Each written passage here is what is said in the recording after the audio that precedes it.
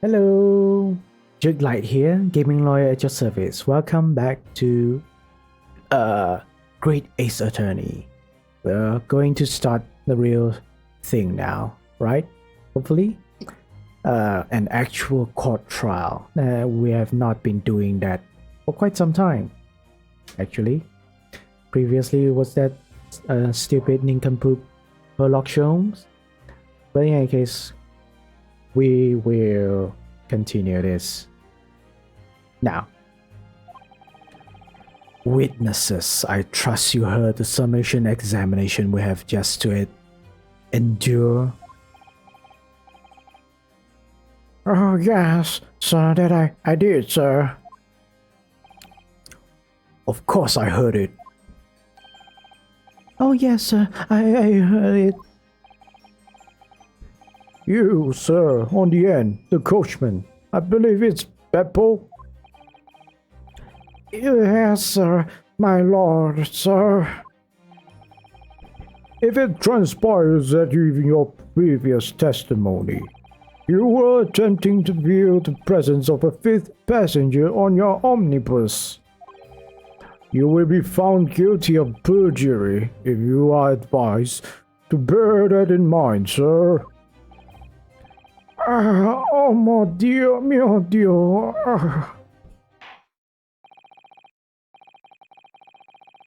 Now then, witnesses, I hereby call on you to testify before the court again. You will explain the various misgivings brought to our attention by the defense summation examination.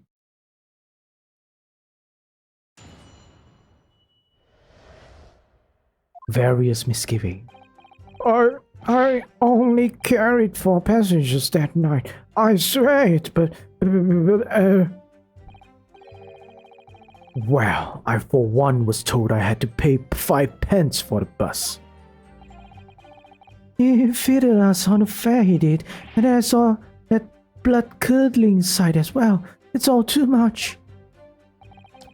I tell you, I saw McGilded stabbing that man. Everything I said before stands. Oh, yes, he stabbed him. Yes, he did. I think so. Yes. Right. Counsel, make sense of this for me, please.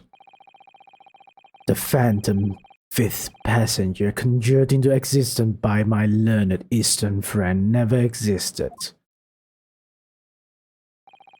The confusion has arisen from the coachman's sly little cozenage.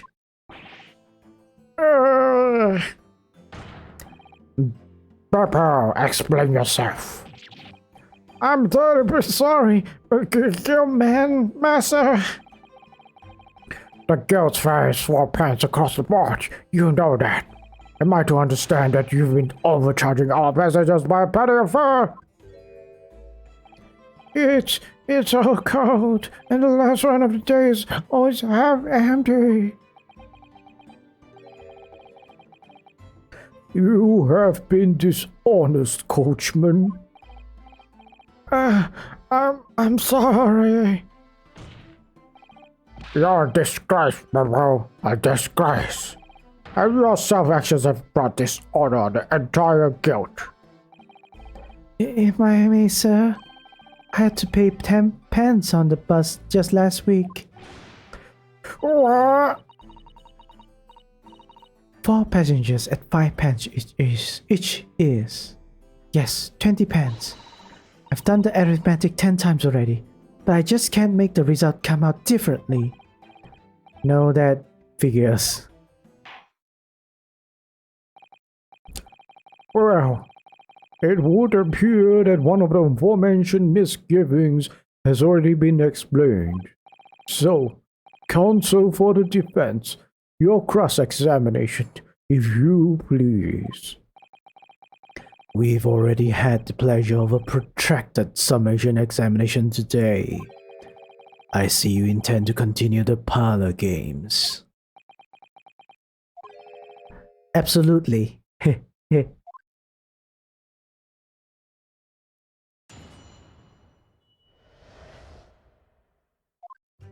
Alright. Carry 4 passages and 9.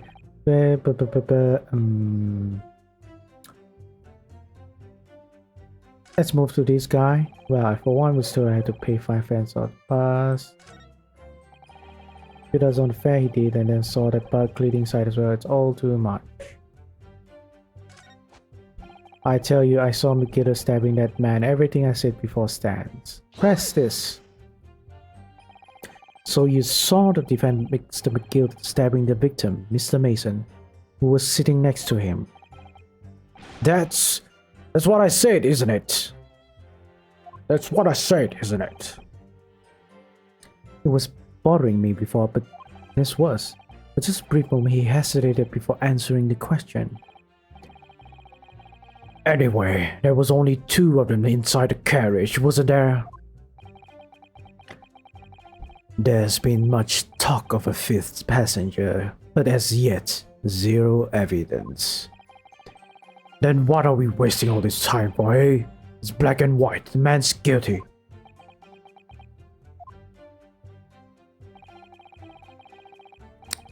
Something about Mr. Fairplay's testimony just jars with me.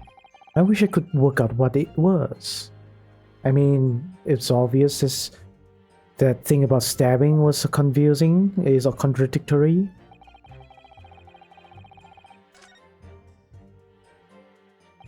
Not long ago, this trial very nearly came to an end. Somehow we've managed to keep our chances alive here.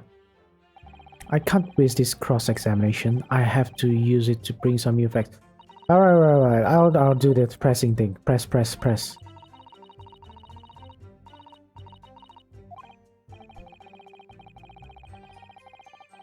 Yes. We can't let the fear go into us. We must press until there's something actual. I don't want to miss even a flicker of reaction among these faces. Let me try. If you happen to spot one of the readers reacting in a strange way, don't hesitate to pursue them as to the reason. Let's press this. First statement. So, there were only 4 passengers on your carriage, but you didn't charge them the standard 4 pence fare. Is that right? Whoa, don't use the whip, man. It's impossible to make the last round of the pay. I was so cold, but all I could do to stop them by passing out. I'm getting chilblains just listening to you.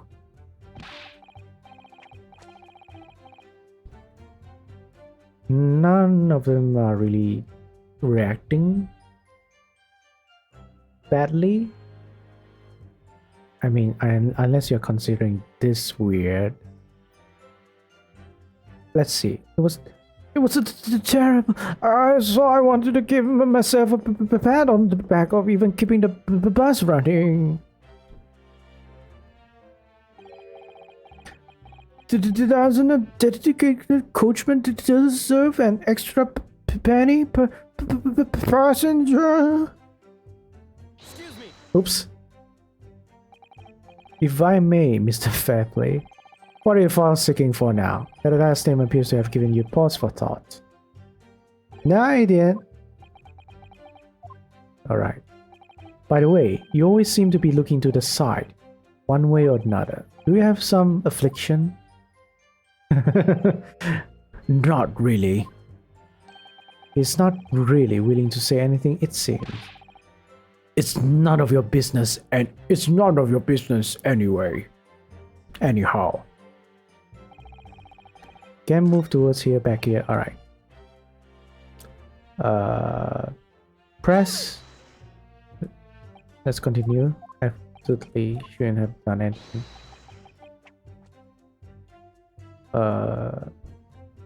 Is he always like that? Let's pursue. Mr. First. Oh, how can I help you, sir? That last statement, did it trouble you in some way? Oh, not particularly, sir, no. If anything, he's troubling me with that hat of his. Does it grease his head? Oh dear, sir. Oh, my head's not troubling you, sir. I'm still just an apprentice, you see. Mr. Naruhodo, even the witnesses can see what's going through your mind. You really must be careful. I wish it was that simple. Alright, let's go back again. Press him. Fully, then we'll move on. Boom, boom, boom. It's impossible. Cold. Pass out. Terrible. Bus running. Doesn't enter the passenger. You're digging a deeper hole for yourself here. You only have been the fifth passenger on the omnibus that night. Who have had another suspect.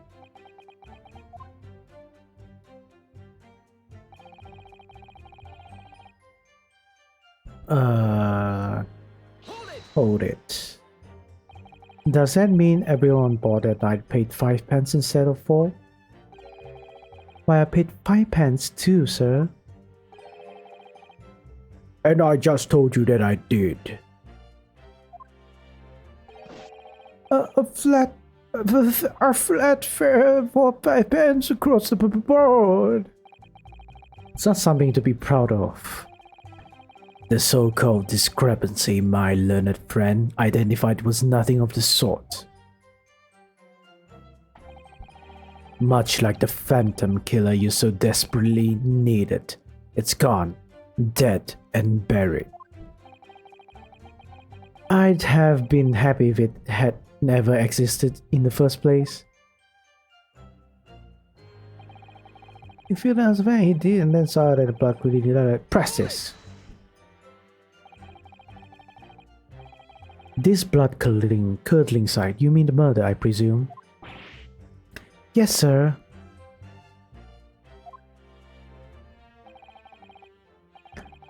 A loathsome sight. No one should have to witness the horror in the eyes of a man the moment his life is taken. Oh well, not exactly, sir. I mean, I didn't actually see the exact moment the gent was stabbed. Good gracious, really? We have another witness who did, however. The banker has already testified to it. But Mr. First didn't actually see the point at which the victim was killed. That may turn out to be very significant. I heard the banker gent next to me take a sharp intake of breath, see? That's when I looked through the glass. That's when I saw that horrible blade poking out from his belly, all covered in blood. Every time I see a knife now, I can't help screaming, even when I'm eating.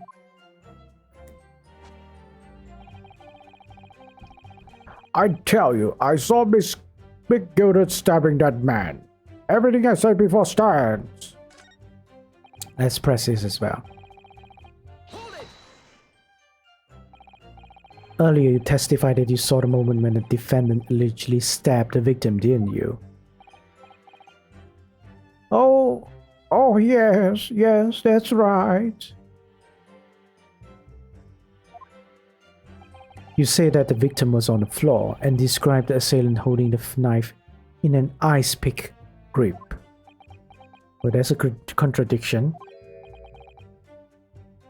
Ice pick grip is not a normal grip, right? Like how you normally hold the knife. I suppose I might have, put the cart before the horse, maybe? What's this? Well, I'm quite sure about most of it. I was driving the horses when I heard a scream from the seats of the roof deck. Oh, I expect that was me, sir.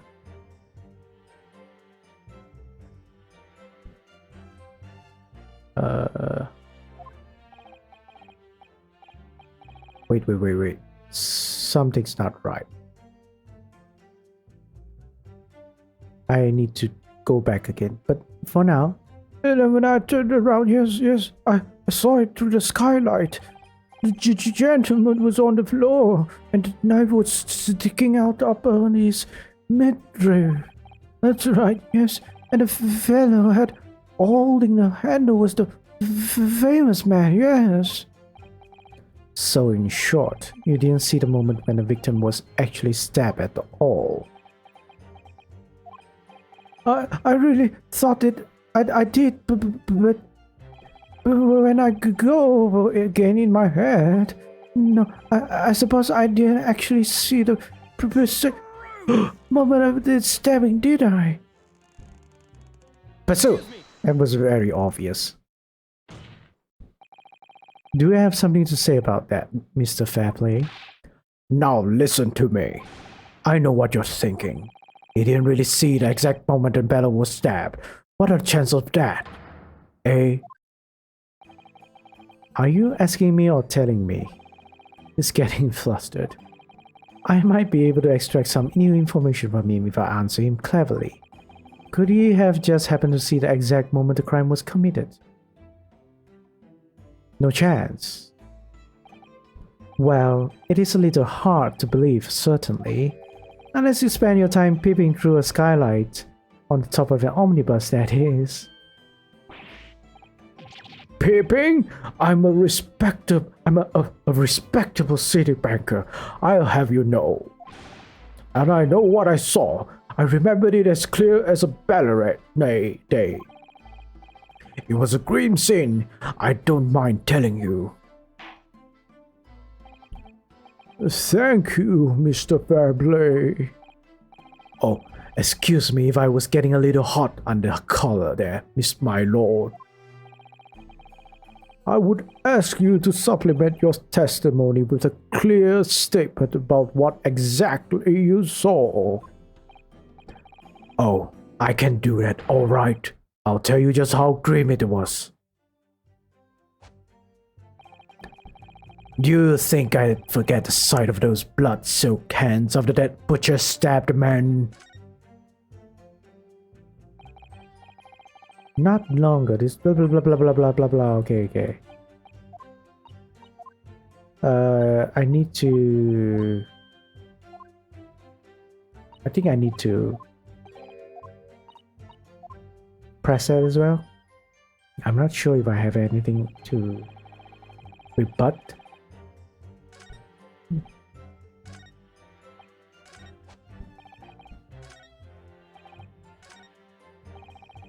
I think I forget the sound of those blood-soaked hands of the butcher stab. Blood-soaked hands. Present. This isn't a hand, this is a glove. Objection. Blood-soaked hands. Wow, I bet that soak might be laying it on a little thick, but anyway, there was definitely blood all over them. Both of them were covered in it. Well, I'm very sorry to disagree, Mr. Fairplay, but that's more than a little peculiar. What? Here are the gloves worn by the defendant, Mr. McGilded, on the night in question. Oh yes, right. And there certainly does appear to be a sizable dark-colored stain there. But as I'm sure you can clearly see, it's only on the right hand glove.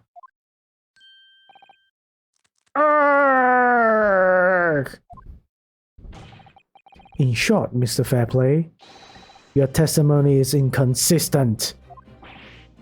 Gah! But no, that can't be right. So you're the liar here then? Gah! That's right, you were quite clear about it. You said it was both hands. I was thinking gloves, not really hands. But okay, I missed that part. Mr. Fairplay, if your last statement was a lie, it calls your entire testimony into question. You say you saw the moment the victim was stabbed, but is that really the truth? Objection.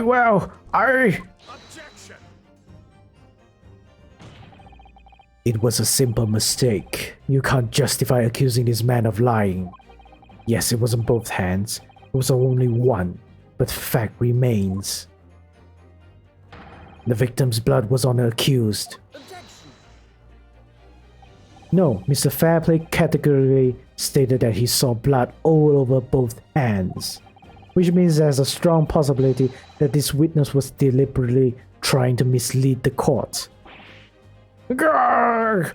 Why? I'm a city banker, for pity's sake. My word shall be the gold standard. I'm a gentleman, not some gutter snipe. I am the standing members of society, don't prevaricate. He's claiming to have no reason to lie. Is that really the case? Mr. Naruhodo, if we had some evidence to explain why Mr. Fairplay might be lying, could turn the tide in his trial completely. Show something blah blah was compelling reason to lie in his testimony. Yes, I have evidence. My lord. Yes, counsel. The defense is ready to present evidence. By Jove, are you sure? Yes, evidence that will clearly demonstrate why Mr. Fairplay had reason to lie in his testimony. Very well. I hereby call on the defense to present its evidence. The evidence that demonstrates a motive for the witness' alleged deception of the court. This. Present. This is a list of debtors who owe money to Mr. McGilded. Yes, yes, a list of innocent victims crippled by the accused extortion. The point is, Mr. Zanjizavzoze, among the names of these debtors is your name, Mr. Bruce Fairplay. Oh, what? Mr. Fairplay, are you currently indebted financially to the accused? No. Well, it's barely worth being called a debt. According to this ledger, you owe 20 guineas. Not an inconsiderable sum of money, wouldn't you say? You keep so much, man. Well, what of it? Let's suppose Mr. McGilded were to be found guilty of murder. What would become of your debt in that case? It'd still be a debt, right? This document states that the loan agreement is forged between two individual parties. Therefore, were the creditor, the defendant here, to be sentenced to a capital punishment, all outstanding debts which were owed to him would be annulled. Well, there's such an agreement. There's such a term, what I'm trying to say. They would cease to exist. Cease to exist? Mr. Fairplay, it is not the case that you claim in your testimony to have seen something you never even in fact saw. In a devious attempt to annul your debt of 20 guineas to the defendant.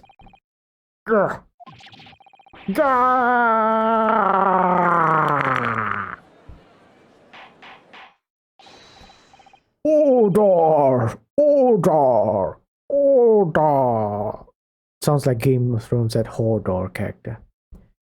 Mr. Bruce Fairplay. Yes, my lord. Okay, I guess that's the sound he's making when he's biting the cane.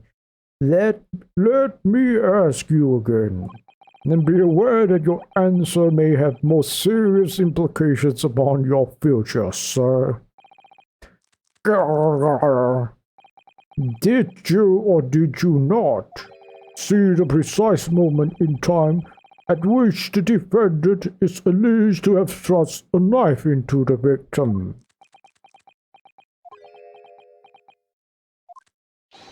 Your silence speaks volumes.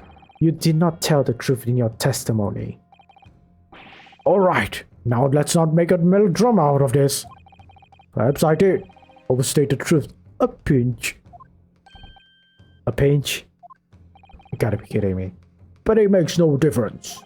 I definitely remember seeing blood on Miss McGilded's hands. Both of them. Objection. And yet only one of the defendant's gloves, which we have here as evidence, is stained. So you kept saying. I wonder if I might be allowed to speak, sir. Go ahead, Mr. First. Well, the thing is, I think I remember seeing it myself, as it happens. Seeing what? The blood, sir, on the assailant's hands. I think, yes. I'm almost sure that it was on both of his hands, not just one. What? What? Ooh. Then there's a contradiction on the evidence then. It would appear that we are going to need further testimony from all you witnesses.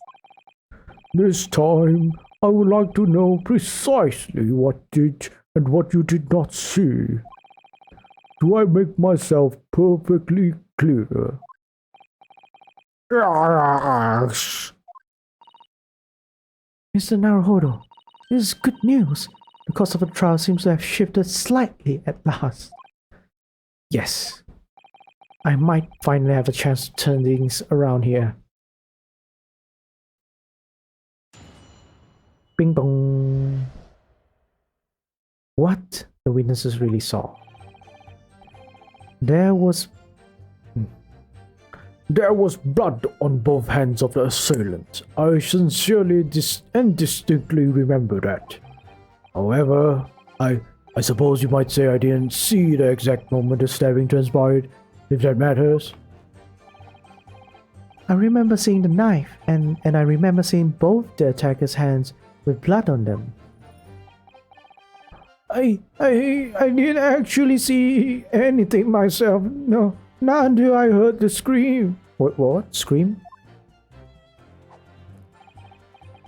Who screamed? Was it first? Anyway, the fact remains there can't have been anyone else inside the carriage, or we all would have seen.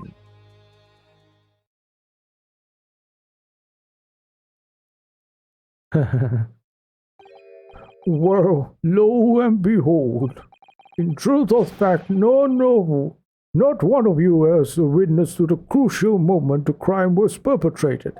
Yes, all we have are circumstantial evidence. I apologize, my lord, but honestly, there was no one else inside that carriage, and man's hands were covered in blood. That much incriminating evidence is tantamount to saying we saw the man do it. No, that's not how things work. Yeah, that's not really what testimony is about. Let us examine the interior of the omnibus once more. I have not spoken for quite some time. The victim's fresh blood is clearly visible on the seat, corroborating the witnesses' accounts. In other words, there is no substantial nor significant change in the facts of the case. Very well. Your cross-examination, please, counsel. Yes, my lord.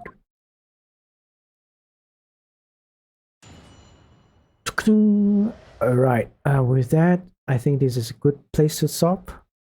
Almost in time as well, so that's nice.